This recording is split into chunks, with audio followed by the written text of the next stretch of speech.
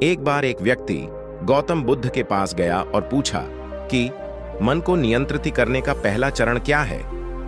बुद्ध कहते हैं, अपने मन को समझने का पहला चरण है इसके द्वारा दिए गए लालच की व्यर्थता को देखना।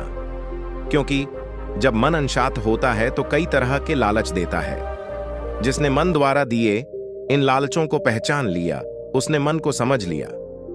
फिर व्यक्ति बुद्ध से पूछता है, लेकिन हमें यह कैसे पता चलेगा हमारा मन हमें लालच दे रहा है और वह लालच व्यर्थ है। इसका जवाब देते हुए बुद्ध कहते हैं, अनुभव से। मनुष्य मन के लालच से जिस कार्य को अतिपूर्वक करता है उसमें उसे हानि ही होती है और हानि के बाद ही उसे अनुभव भी होता है।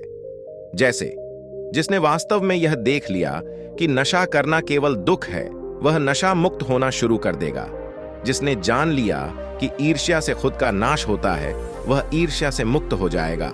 मन को समझने का यही पहला चरण है। बुद्ध बताते हैं मन को जानने का दूसरा चरण व्यक्ति बुद्ध से पूछता है। यदि व्यक्ति पहले चरण से यह जान जाता है कि वह मन द्वारा दिए लालचों के कारण दुखी है, तो फिर दूसरा चरण क्या है? बुद्ध कहते हैं, खोज पर निकलना। दूसरे चरण के लिए ऐसे व्यक्ति की खोज पर निकलना होगा जो कि पहले ही अपने मन को जान इससे मुक्त हो चुका है, क्योंकि वही तुम्हारा मार्गदर्शन कर पाएगा। बुद्ध बताते हैं, मन को जानने का तीसरा व्यक्ति कहता है, लेकिन ऐसे व्यक्ति की पहचान कैसे होगी? बुद्ध कहते हैं, यही तीसरा चरण है। सुनना ही अपने मन को समझने का तीसरा चरण है। व्यक्ति कहता है, क्या इसे देखकर पता नहीं किया जा सकता?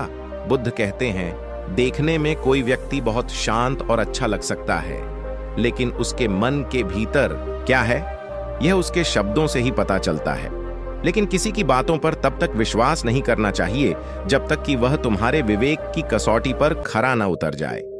चौथा चरण है कर्म करना। बुद्ध कहते हैं, कर्म ही मन को समझने का चौथा चरण है। खुद को जानने के लिए सही दिशा में कर्म करना जरूरी है, लेकिन कर्म करते हुए व्यक्ति हर बार दो गलतियां करता है। पहली गलती है यह कि शुरुआत ही नहीं करना, और दूसरी गलती पूरा रास्ता तय नहीं करना। इन दोनों गलतियों के पीछे हमारे मन की ही चाल होती है। व्यक्ति अपने कर्म को पूरा इसलिए नहीं कर पाता क्योंकि वह सोचता है कि मैं कल से शुरुआत करूंगा, तो कोई यह सोचता है कि मैं असफल हो जाऊंगा। इन गलतियों का मुख्य कारण है जागरूकता की कमी। इसके बिना मन व्यक्ति को उसके सही दिशा में चलने नहीं देता। मन को जानने का पांचवा नियम है जागरूकता। बुद्ध कहते हैं, मन को जानने और समझने का पांचवा चरण है जागरूकता।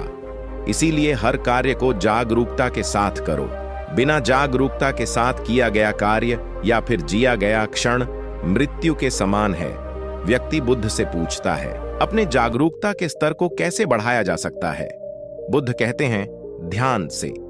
ध्यान ही मन को जानने, समझने और नियंत्रित करने का अंतिम चरण है। यानी ध्यान ही वह नाव है जिस पर बैठ मन रूपी नदी को पार किया जा सकता है। जिस व्यक्ति ने इन शुरुआती 5 चरणों से ध्यान को जान लिया, उसने अपने मन को जान लिया।